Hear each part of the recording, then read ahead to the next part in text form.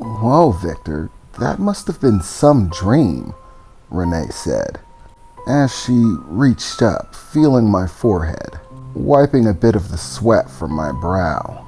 I mean, seriously, look at you. Yeah, I know. It was so weird. What was it about? Renee asked. Oh, I'm not really sure if I feel like talking about it. Still kind of gives me the willies. Well, come on, Victor. If you can't talk about it with your wife, then who are you going to talk about it with? I looked over to Renee for a moment, sitting there in my lap, as she placed her hand gently on my cheek, looking at me fondly, and with a little bit of concern.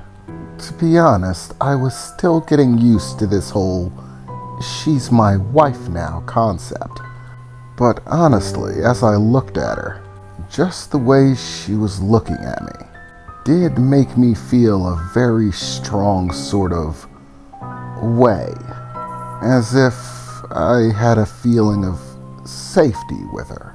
And honestly, in that moment of being with her forever seemed to have some very real appeal to it. I guess so. I'll tell you as much as I can remember. And actually, it's a little bit scary how much I can remember. I don't usually remember my dreams. They just sort of float away the moment I wake up. It was really creepy. I was in this corridor made out of old stone, like I was in like a castle, with all of these weird candelabra in pockets, little cubbies all their own. And there was definitely much more weird and unsettling detail to it.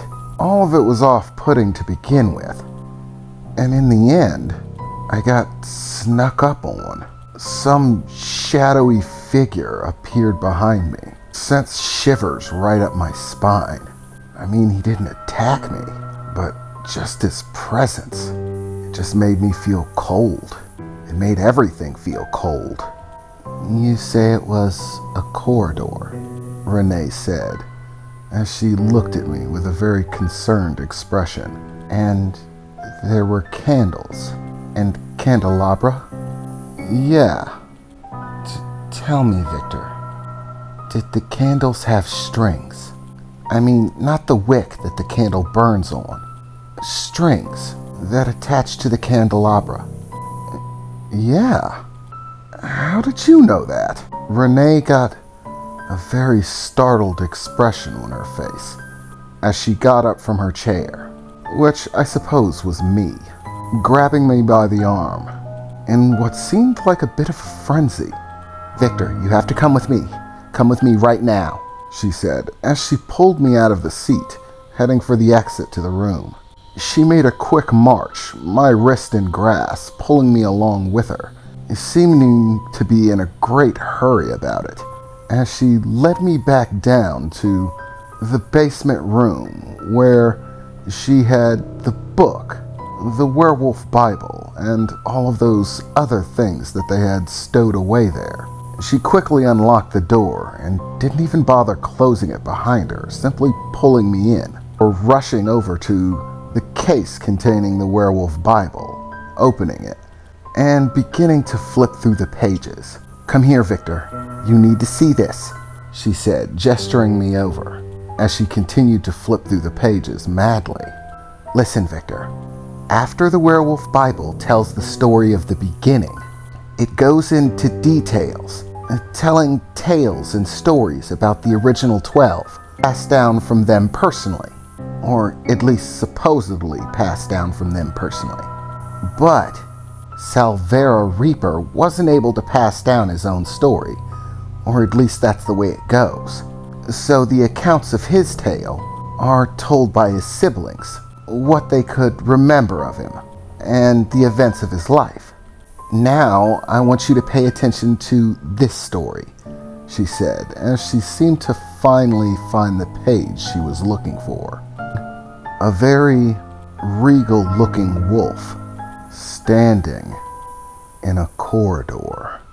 A very ominously familiar-looking corridor made of stone with candles and candelabra stretching on, with a shadowy figure standing in the distance in front of the werewolf. Here is part of the tale of savige-Reaper, the tale of how he gained his namesake, Reaper. It's said that among the siblings, savige-Reaper, the oldest, possessed an unusual ability. It was said that when he dreamed, he could travel to a different place, a world unlike this one, the world you see depicted in this photo, or painting, whatever you want to call it. This is the realm of death, a world exclusive for Reapers. The emissaries of death control that aspect of life. Life has many aspects, Victor, from birth all the way leading to the very end. Death. Death possesses its own realm, a world, exclusively for Reapers. No other living being can set foot there, not without being escorted by a Reaper. savige-Reaper was not normal by any measure. He was one of the most powerful entities to ever come into existence, and for whatever reason, he eventually found that in his dreams could find himself in this world, the world of the Reapers, where they control death. It is in this realm that the Reapers exist, fulfilling their job in the cycle of life and death, bringing lives to their natural end, their conclusion.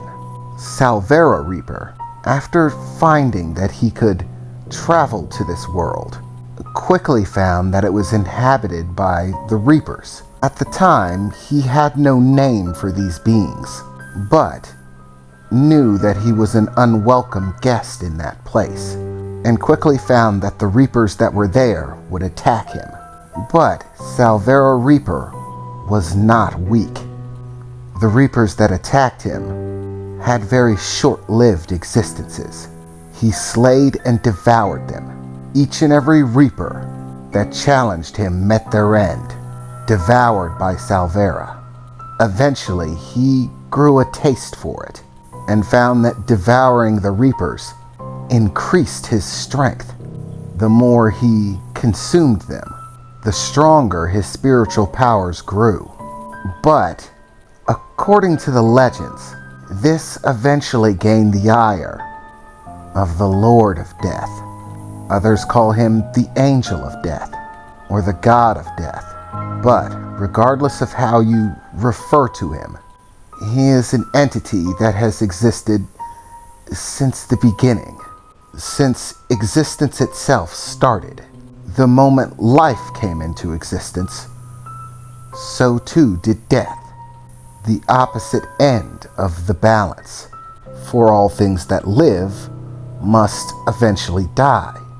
This is simply the order of things, Renee said, as she turned the page, showing another picture of a werewolf standing in front of a massive shadowy figure, rearing up towards the werewolf, his size and stature completely overshadowing the wolf, a black crown placed upon his head, face like a skeleton, looking as if it was about to attack savige-Reaper.